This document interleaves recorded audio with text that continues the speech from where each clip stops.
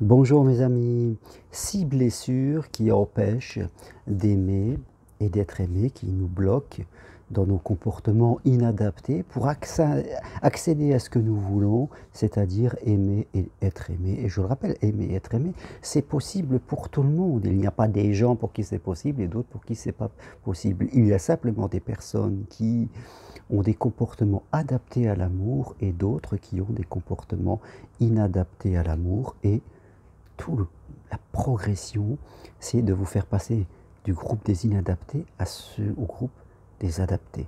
De prendre conscience de vos blessures, de progresser. Là est le chemin à faire pour aller vers ce désir. Surtout ne pas être dans la peur et vouloir éviter que les problèmes se répètent, parce que souvent quand on est comme cela, eh bien, on s'empêche de vivre ce qui est accessible et on reste toujours piloté par ces 6 blessures dont je vais vous parler. Vous me connaissez, je suis Germain Roncari, psychopraticien de vie sentimentale et vous pouvez avoir un rendez-vous avec moi à distance de chez vous par Skype, WhatsApp, téléphone. N'hésitez pas en tout cas à m'écrire, toutes les infos sur mon site germainroncari.com. Un rendez-vous avec moi dure 1 heure, 1 heure et quart et est au prix de 50 euros. Comme ça, vous savez tout. Et en général, pour accompagner quelqu'un dans la vie sentimentale, eh bien, il faut entre 1 et 6 rendez-vous. Voilà, c'est vous qui donnez le rythme. Ce n'est pas des rendez-vous toutes les semaines, mais ça va être tous les 15 jours. Je vous donne des clés d'évolution, vous les appliquez et on voit ce qui se passe dans votre vie. On est vraiment sur un chemin d'évolution personnelle. Je préfère que vous ayez cet angle de vue, c'est un chemin de progression. Nous ne sommes pas là pour régler des problèmes.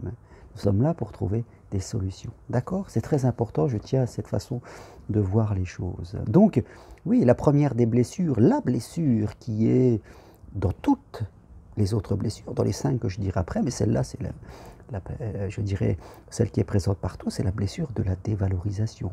Nous avons été dans une famille où nous n'avons pas eu assez d'amour, nous n'avons pas eu assez de reconnaissance, de valorisation, donc on doute de soi. On doute de sa valeur, on doute de son authenticité, on nous doute d'être capable d'être aimé par une personne, donc ça va développer en nous des comportements dans une gentillesse excessive. Être gentil, c'est une qualité. Mais là, on va tomber dans une gentillesse excessive, où on va se suradapter constamment à l'autre, où on n'osera pas dire des choses par peur des conflits, et forcément, patatrac, eh bien, on va vivre, les autres vont nous quitter parce qu'on va devenir quelqu'un de complètement inintéressant, et on va manquer sérieusement de personnalité. Donc, première des blessures, la blessure un peu présente dans toutes les autres, la blessure de la dévalorisation. Deuxième blessure, la blessure de l'injustice. J'ai vécu ou j'ai vu autour de moi de l'injustice, j'ai vécu ce sentiment, peut-être que ça vient de plus petit ou l'adolescence ou alors quand j'étais jeune adulte, donc j'ai peur qu'il m'arrive de l'injustice. Voilà. Quand on a la blessure de la dévalorisation, on a peur d'être quitté, on a peur d'être pas assez bien. Et en fin de compte, on vit sa peur. C'est ça le problème. C'est quand on a une peur, on finit toujours par vivre sa peur, vous comprenez? Donc quand on a peur de la justice, on devient méfiant. On n'a plus de conscience. Ça fait des comportements, des gens qui mettent beaucoup de critères, qui ont peur, qui sont parfois très lents, je dirais, qui veulent faire du chacun chez soi. Dans tous ces trucs-là, il y a un besoin de protéger parce qu'on a l'impression qu'on va se prendre un coup de couteau dans le dos, qu'il va y avoir une injustice quelque part. Eh bien là aussi souvent ça nous arrive la justice parce qu'on est trop poussé par cette peur. Donc deuxième blessure, la blessure de la justice qui fait de nous des comportements trop méfiants. Troisième blessure, la blessure du rejet. Peut-être vécu dans une famille où là aussi j'ai senti que je ne devais pas déranger, que je n'étais pas accepté pour qui j'étais. Je n'étais pas accepté. Donc je me suis senti rejeté, mis sur la touche quelque part. Donc, on m'a demandé de ne pas faire de bruit. Donc, ça fait souvent des personnes qui ont peur d'être à nouveau rejetées et qui donc vont s'effacer, ils n'existent pas. Voilà. C'est que la croyance, c'est que je n'existe pas. Et ça fait des gens, quand ils sortent, eh bien, ils sont plutôt silencieux, très introvertis.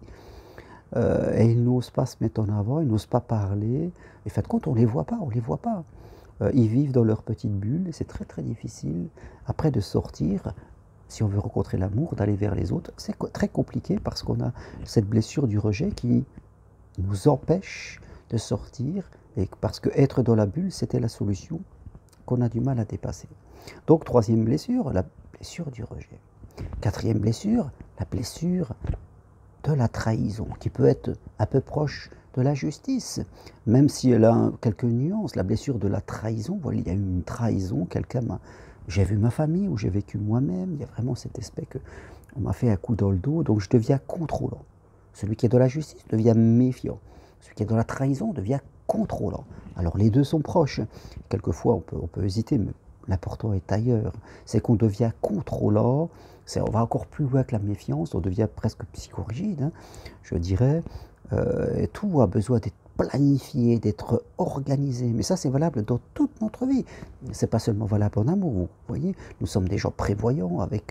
On est dans le cartésien. On mesure et on compte tout. On prévoit tout. On déteste l'inconnu. On veut tout savoir et forcément, on est dans ce contrôle. Et l'amour n'a pas sa place parce que là, il n'y a pas du tout de lâcher prise. Donc on est vraiment, souvent on a un physique avec des douleurs, un physique qui est assez sec, et on sent qu'on manque de souplesse. Il va falloir travailler notre souplesse. Donc, quatrième blessure, celle de la trahison. La cinquième, celle de l'abandon.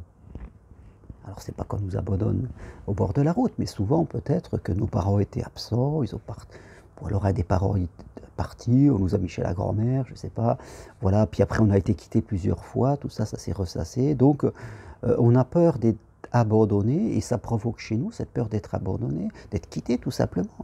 Eh bien, de la dépendance affective, pour le coup, je m'accroche aux autres, j'ai peur d'être seul, j'ai du mal à rester seul, vraiment, quand je suis là-dedans, donc je m'accroche, et je deviens dépendant affectif, et fait de compte, on finit toujours par me quitter, parce que c'est très difficile de vivre avec un dépendant affectif.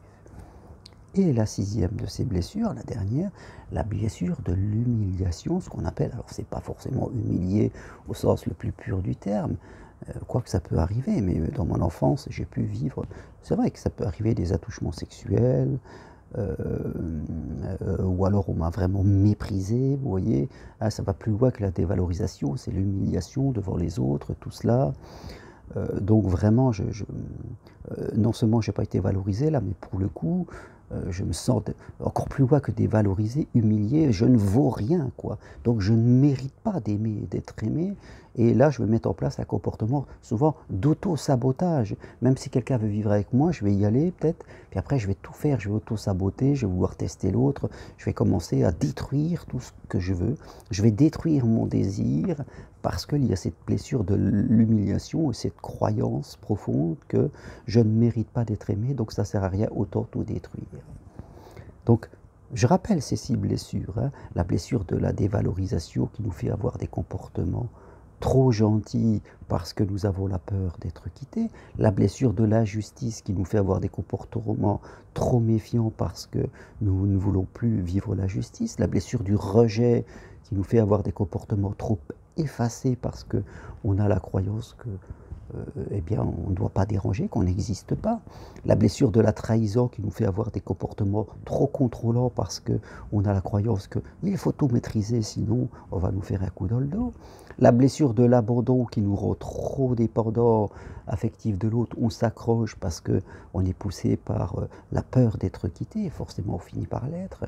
Et la blessure de l'humiliation, où fait de compte on pense ne pas mériter l'amour mais plein d'autres choses, et fait de compte on va auto-saboter toute possibilité d'être heureux. Voilà les 6 blessures qui nous empêchent d'aimer et d'être aimés. Apprenez à voir si vous êtes poussé par une, voire plusieurs blessures, des valorisations et une autre. Rappelez-vous toujours, mes amis, que vous n'êtes pas ces blessures. C'est simplement des choses qui viennent de votre passé, enfance, adolescence, jeune état d'adulte. Toute, je dirais, progression passe par une prise de conscience. Et une fois que vous avez la prise de conscience, eh bien, en conscience, pour le coup, vous pouvez commencer à travailler pour progresser. Surtout, ne soyez pas dans la fuite, ne soyez pas dans l'inconscience, sinon les choses vont se répéter interminablement, alors que vous avez la possibilité de progresser et de vivre un amour authentique. C'est possible et souvent les gens qui arrivent à sortir de ces blessures, ce sont eux qui savent vraiment ce que veut dire aimer. Voilà ce que je voulais partager avec vous aujourd'hui. Si vous voulez aller plus loin, prenez rendez-vous avec moi. Toutes les infos sur mon site germainrocari.com, écrivez-moi.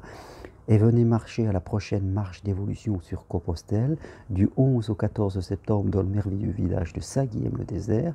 Nous parlerons de vous, nous parlerons d'amour. Hein, c'est une marche adaptée à tout le monde, hein, c'est une petite marche facile, dans un lieu vraiment magique et spirituel.